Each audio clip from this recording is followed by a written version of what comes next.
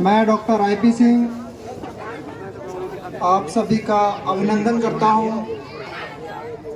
जैसा कि अजय पाल जी ने आपको बता रखा है, मैं बम्बावड़ में हूं कार्यरत, और जहां पर लकवा फालिस का इलाज होता है बम्बावड़। अगर मेरी किसी को ज़रूरत हो तो मुझे याद करना। वैसे हम उदय संस्था चलाते हैं और ये संविधान पे काम करती है। हमारी टीम पीछे बैठी हुई है, आप हमारे डिस्प्ले देख सकते हैं, हमारे नंबर ले सकते हैं। मुझे 2 मिनट का टाइम मिला है तो 2 मिनट में अपनी बात रखता हूँ। आप देखते हैं, मैं अपनी कम्युनिटी पर थोड़ी सी बात करता हूँ।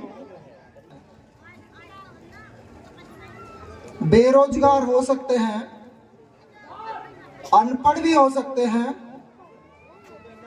अशिक्षित भी हो सकते हैं, लेकिन आतंकवादी नहीं हो सकते।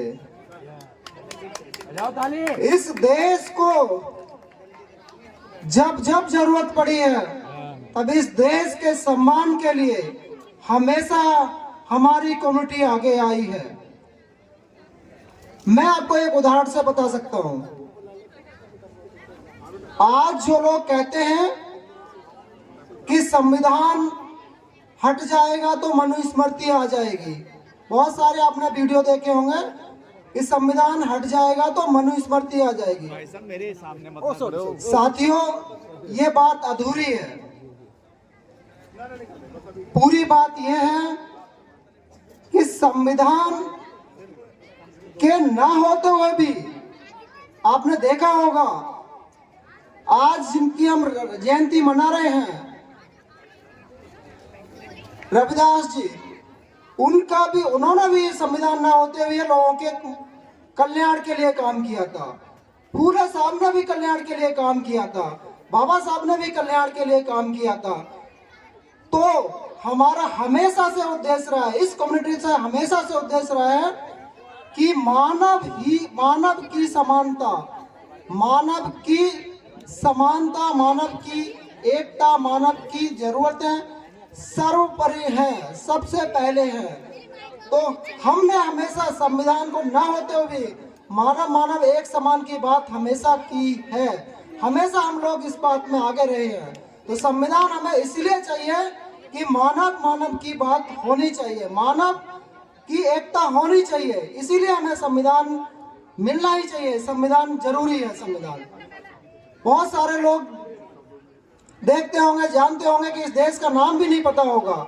आपने बहुत सारे अच्छे अच्छे नेताओं के नाम देखे होंगे, टीवी पे बोलते हैं इस देश का नाम, कोई हिंदुस्तान बोलता है, कोई सोने की चिड़िया बोलता है, कोई अलग अलग बोलता है। जबकि पहले ही संविधान के पहले ही पेज में इस देश का नाम लिखा हुआ है। बाबा साहब ने बहुत अच्छा नाम लिखा हुआ है। उस देश का नाम क्या लिखा हुआ है? भारत, इंडिया।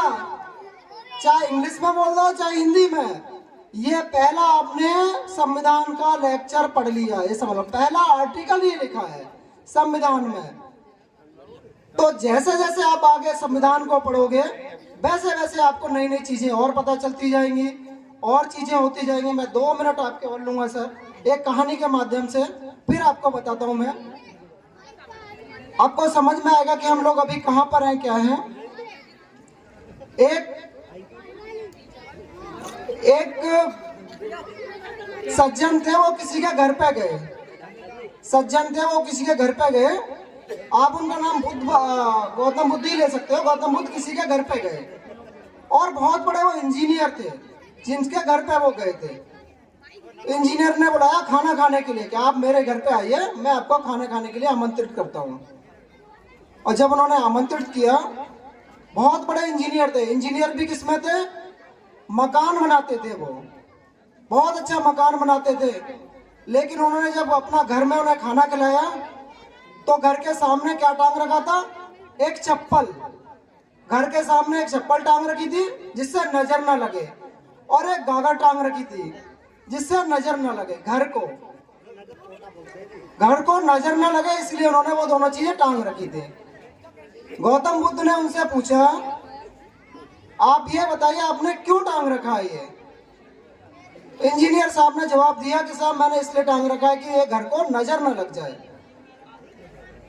उन्होंने कहा कि अगर घर को नजर लग जाएगी तो घर तो थोड़ा सा दोबारा रिपेयर हो जाएगा, लेकिन आपको नजर लग गई तो आप तो रिपेयर नहीं होगे।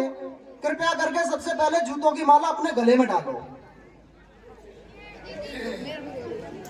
लेकिन बात यही नहीं रुकी। उस इंजीनियर ने ये बोला कि साहब इससे होता है परेशानी क्या है, आप ये तो बताइए इससे परेशानी क्या है। अगर मैंने घर के सामने गागर टांग ली, कपड़ा बांध दिया, तो इससे परेशानी क्या है। नॉर्मल हम ये कहते हैं हाथ में गले में हाथ में धागा बांध लिया, कुछ कर लिया, इससे परेशानी क्या है।